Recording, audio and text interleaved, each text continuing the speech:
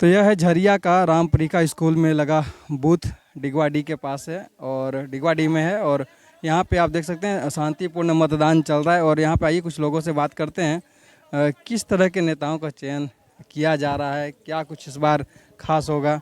हमारे साथ हैं, क्या नाम हुआ आपका? मोहम्मद शमसुद्दीन। किस तरह के नेताओं का चयन आप लोग कर रहे हैं?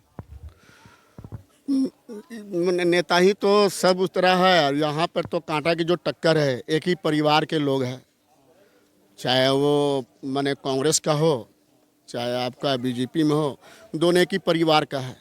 और 10-15 साल पहले यहाँ के एक परिवार का रहा, फिर ये दूसरा बार है, ये किसका आएगा तो वो तो समय बतावेगा। लेकिन सर झारखंड का दुर्भाग्य है कि इतना दौलतमंद राज होते हुए भी यहाँ के लोगों के ऊपर में आज तक सही से कपड़ा नहीं है, ना पानी है और ना बिजली है। सच्चाई यही है। और ये जो लाइन देखते हैं ये गरीबों का लाइन है। अमीर तो घर से वोटिंग करने निकलता नहीं है। आज इतना बजे हो गया कि समय आपका 3 पौने 3 बज रहा है, अब 52% वोट है। कम से कम तो 99% वोट होना चाहिए, लेकिन क्यों वोटिंग नहीं होता है? वजह क्या है? आज हिंदुस्तान में जो गरीबों लोग का इनकम टैक्स का और जीएसटी का जो पैसा जो यूज किया जा रहा है, वो वोटिंग पर भी कहाँ वोटिंग हो रहा है? कहाँ? कुछ तो धरातल पर नज़र नहीं आता ज़मीन पर, ये अखबार में और ये में वो में। लेकिन दुर्भाग्य है, किस तरह के नेता का चयन किया जा रहा है?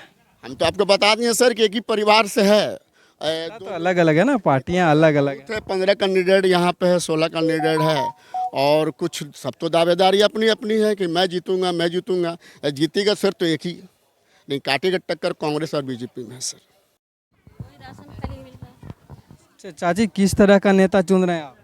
कि कैसा नेता हमरा जो अच्छा पर कांग्रेस वही नेता चीज में। हाँ कुछ किया कांग्रेस आप लोग के लिए? का है, बहुते कुछ करता है। क्या क्या किया? किया है बेटा, कैसे क्या किया कुछ बताइए। वही विधवा पेंशन उल्सन के लिए वही बढ़ा के दिया। और का अनाज अनाज मिलता है? हाँ मिलता है, ये कि हाँ मिलता है 10 किलो। हाँ और पेंशन मिलता है? हाँ।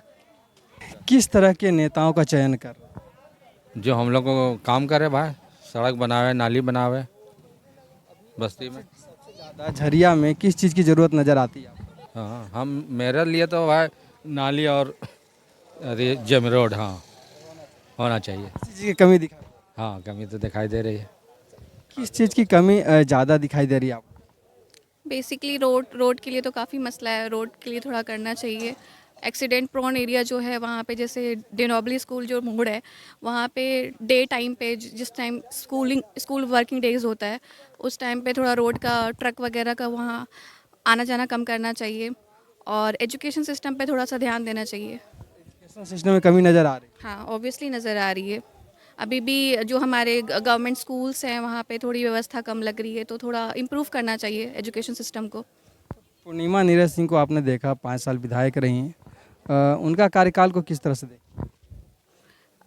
मतलब हर एक चीज़ में एक ना एक चेंजेस चाहिए, चाहे वो एग्जिस्टिंग हो या कोई न्यू आए, न्यू कमर्स आए या कोई भी आए, उसको अपने में बदलाव करना चाहिए, थोड़ा अच्छा बदलाव करना चाहिए, चाहे जो भी आए। कहने का मतलब ये है कि जिस तरह से विधायक रही वो 5 साल तक, पहले के जो झरिया आपने देखा था, उसके बाद उनके विधायक बनने के बाद जो झरिया देखा, तो उसमें क्या फ़र्क नज़र आया? क्या लगा कि कुछ और सुधार होने चाहिए थे या फिर उन्होंने कुछ सुधार किया है? मतलब थोड़ा बहुत तो है, ऐसा नहीं है कि नहीं है, कुछ तो लगा है, लेकिन और भी जहाँ चाहिए वहाँ मैंने आपको बता दिया ऑलरेडी। चेंजेस होने चाहिए थे। जी जी। हॉस्पिटैलिटी, एजुकेशन और सड़क, ये 3 मसला है। ये तीनों पे अगर ध्यान दिया जाए तो आई थिंक जो भी आए इस तीनों चीज़ों पर ध्यान देना चाहिए। जी। तो आइए और कुछ लोग हैं उनसे बात करते हैं। क्या नाम हुआ आपका? मोहम्मद तबरेज़ अली। किस तरह के नेताओं का चयन कर रहे हैं आप?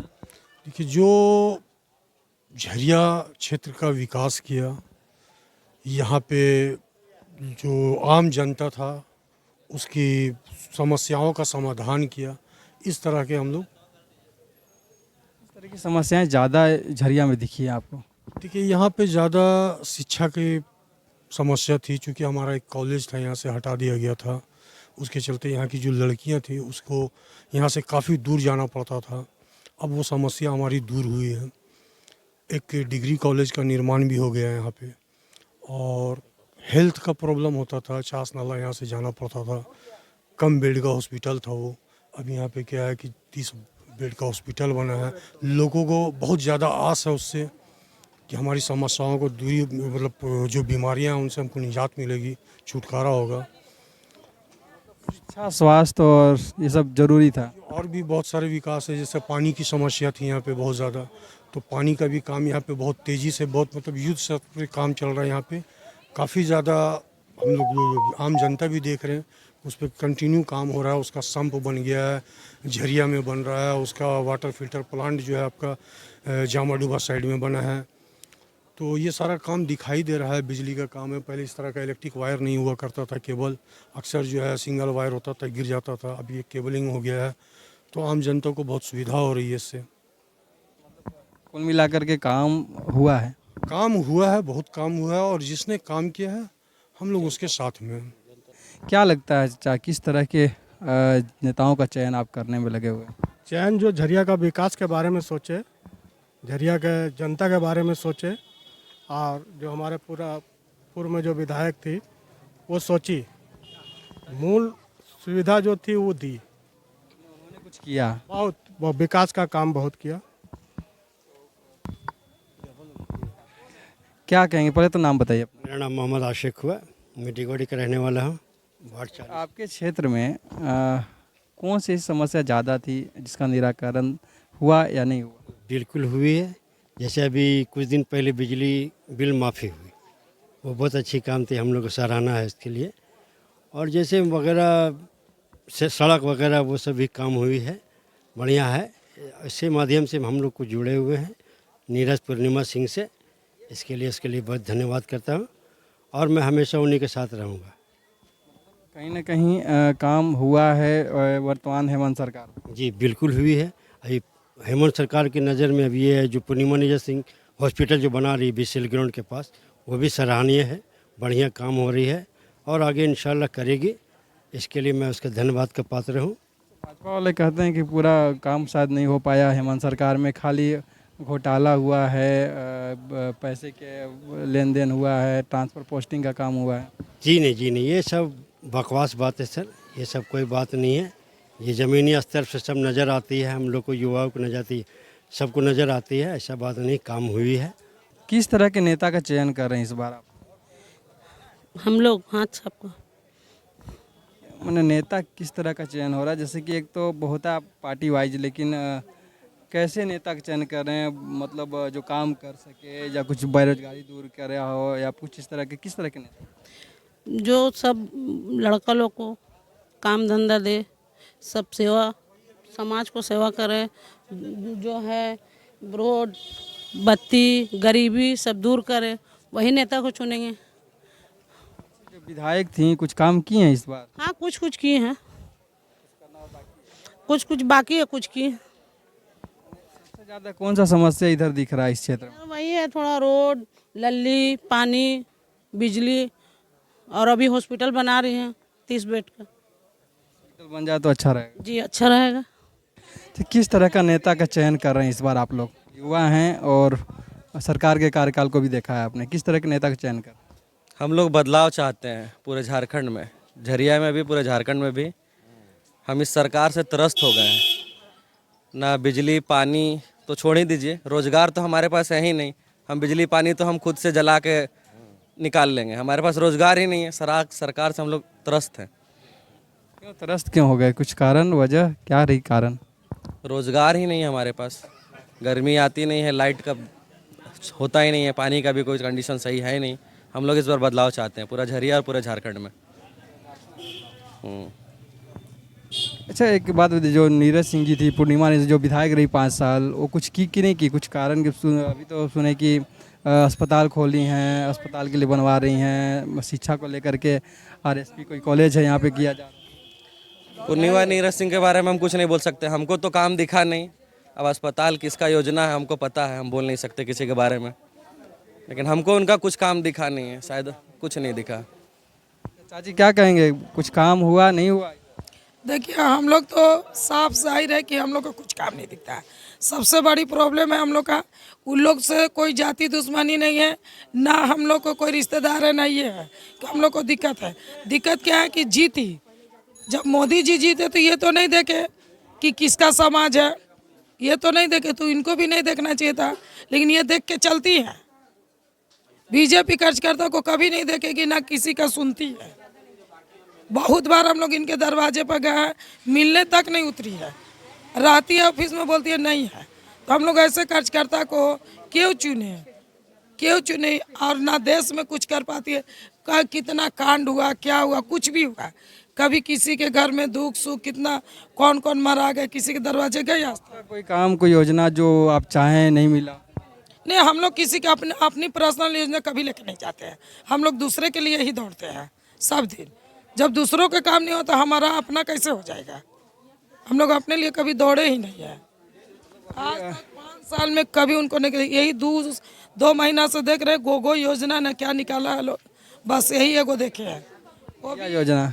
मैया योजना, हाँ मैया योजना, वो भी विधवा पेंशन काट के उन लोग को रोका गया और इसको लाया गया। पेंशन काट दिया, बोला जाता है सभी को पेंशन दिया। 6 महीना रोकने के बाद इस बार हल्ला गुला हुआ, तो किसी भी विधवा पेंशन से पता कीजिए, इस बार 2 महीना 3 महीना को दिया है, इस महीना दिया है 6 महीने के बाद। मैया योजना विधवा पेंशन काट करके दिया गया? हाँ, नहीं काट के नहीं दिया गया, जैसे उसको रोक दिया गया क्योंकि इलेक्शन है, अपना मेकअप कर रही है, और तो ऐसा कुछ हम लोग को दिखा नहीं। रही बात, हम तो जान रहे कि जब मोदी जी है, मोदी जी जिस ई पर चलते हैं, जिसका ये हम लोग मोदी जी को ही जानते हैं। अभी है पाकिस्तानी, उसको भी हटाना है। पाकिस्तान नहीं चाहिए, हम लोग को हिंदुस्तान चाहिए। क्या कहेंगे, युवा है, किस तरह के नेता का चयन कर रहे हैं? हम लोग उस टाइप के नेता को चयन कर रहे हैं जो हमारे देश में विकास ला सके और हमारे देश के प्रति अपना कर्मठ होकर के कर्तव्य को निभाए। अच्छा, एक सवाल है कि अभी तक 52% मात्र वोटिंग हुआ है। अगर देखा जाए तो कुछ लोग ऐसे होते हैं कि चुनाव के दिन है, चलो छुट्टी का दिन है, सो जाते हैं, और बाद में जब टीवी खोलते हैं देखते हैं कि 52% मतदान हुआ, तो बोलते हैं कि ये नेता फलना नेता चोर है, वो नेता चोर है, वो नेता चोर है। जब चयन की बारी आई तो घर में सोए रहे। वैसे लोगों को क्या कहें? देखिए, वैसे लोगों से तो मैं अपील करता हूं कि उन्हें वोटिंग करनी चाहिए, क्योंकि उन्हीं से हमारी सरकार मजबूत हो सकती है और हमारे विकास होना संभव है। जो है कौन सी चीज़ की कमी आप लोगों को अपने क्षेत्र में नज़र आ रही है?